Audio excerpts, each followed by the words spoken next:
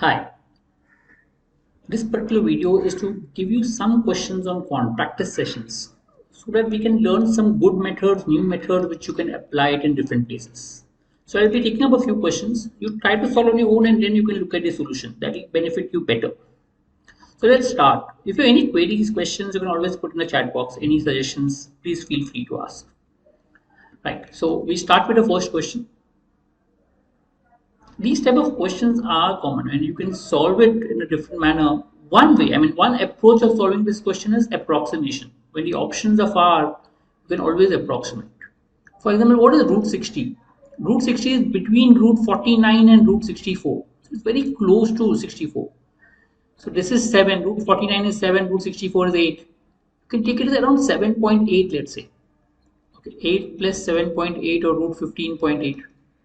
Same out here, this becomes 8 minus 7.8 will be 0.2. Right. So square root of 15.58 is almost 4. Okay, almost 4. 3.9 something you can say, maybe almost 4. And square root of 0.2 will come to around, you can say 0.4 or something. 0.4 square is 0.16. So you can make out a total will come to around 4.4 approximate. This is approximation. Look at the option, which option will give you around 4.4. If you look at the first option, 4, root of 15 you can take it approximately 4. This comes to root of 8. Root of 8 is less than 3. I want 4.4 as the answer, not possible. Second, root of 8 is less than 3 into 2. Almost, root of 8 is almost close to 3. It's around 2.8. So 2 into 2.8 comes to around 5.6. I want 4.4. Can't be the answer. 2 into 2.2. Root 5 is 2.2. Comes to 4.4. Yes, close answer. And 8 plus 4. Root of almost 4. Root of 12. Okay. Root of 12, if you look at, is between 3 square and 9 square. So it's come to around 3 square and 4 square. You come to 3 point something. So we can automatically make out C is the only answer. Understanding approximation, what you can do is root of 4 is 2. Root of 5 you can take it as 2.2. Root of 6 you can take it as 2.4.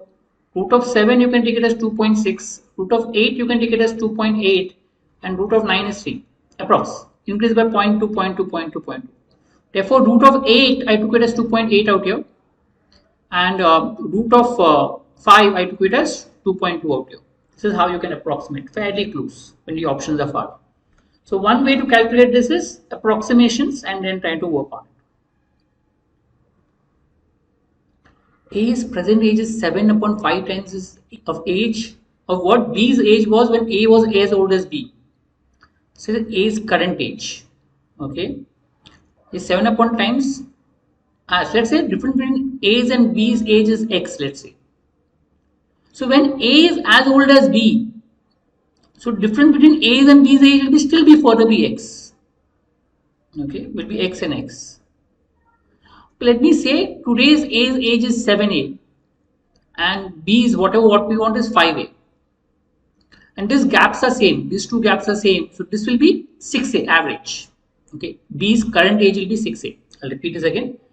When A's current age and B's age, let's say different be X. So when A is as old as B, B will be further X years lesser than A. So this value which we get is the average of 7A and 5A. This is B's age when A is as old as B, which is 6A.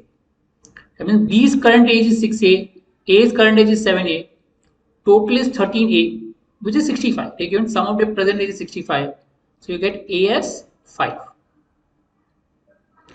So how many years ago was A's age twice that of B? So we know that A is 5. That means their current age is 7 into 5 and 6 into 5, which is 35 and 30. To make it double, A's age twice of B, difference is 5. Difference will remain 5. So it has to be 10 and 5 difference. So that means 25 years back. To make it double, difference will always remain 5. So double it will be when A is 10, B is 5, which is 25 years back, 25 years ago.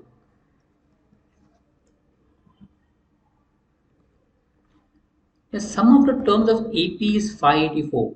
If last term is removed, when last term is 584 minus 525, which comes to 59. So if we look at the last term, okay, is 59. First term is removed, it's 570. Then the first term comes as 14. That is 584 minus 570, 14. Which means average of the terms normally. When you talk AP, arithmetic progression, we always start with average. That's the best way to solve. 14 plus 59 upon 2 or 73 upon 2. That's the average. And number of terms, n into average is equal to total, remember. We know total is 584. So n is equal to total, which is 584 upon average, 73 upon 2. Okay, if you calculate this becomes 16. 73 8s are 584. So you get 16. N is 16. So total 16 terms. So to go from first term to last term, that is plus 15d. I mean, d is difference. And every time you go from 1 to second term is d, second to third term is d. So to go from first to 16 terms, you have to add 15d, which is nothing but 45. 59 minus 14 is 45. So 15d is 45. So you get d as 3. You want the fifth term. To go from first term to fifth term, you have to add 4d.